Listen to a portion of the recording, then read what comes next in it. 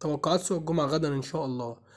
طبعا الطلبات مفتوحة واللم شغال زي ما هو. التجار طبعا في لم طبعا على جميع أنواع الطيور وعلى كوكتيلات وعلى الاسترالي كله بجميع طفراته.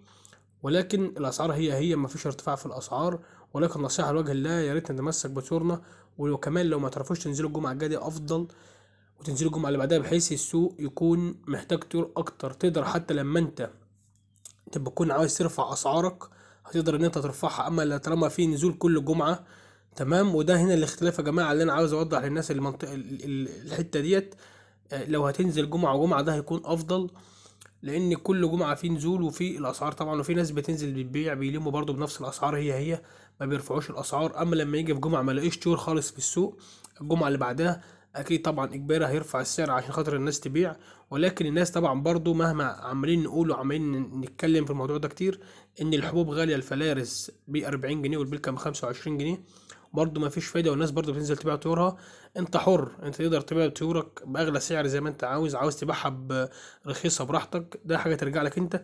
ولكن احنا عايزين نرفع اسعار طيورنا، لان في ناس تانية ما عندهاش غير مصدر الرزق دوت، بتاكل من الطيور دي عيش.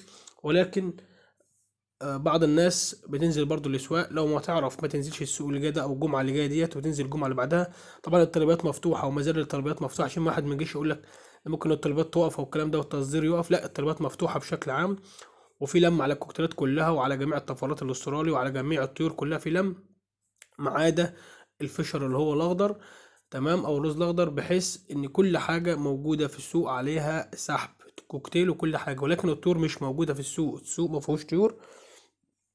ولكن الطيور اللي في السوق قليلة، يعني الطيور اللي في السوق قليلة، وده أدى إلى الفترة اللي فاتت في سقوط الأسعار. لما الأسعار وقعت الناس كتير صفت، وده اللي مخلي السوق دلوقتي ما فيهوش طيور. ولكن التصدير شغال، التصدير شغال وكل حاجة عليها لم. ولكن بوضح الناس تاني إن أنت لو ما بتعرفش تنزل فيه الجمعة الجاية ديت وتنزل الجمعة اللي بعدها، فده هيؤدي إلى ارتفاع الأسعار بحد أقصى أكتر من كده. يعني الأسطورة الزغاليل ديت هي نفس السنة اللي فاتت، والكوكتيل وكل الأسعار هي.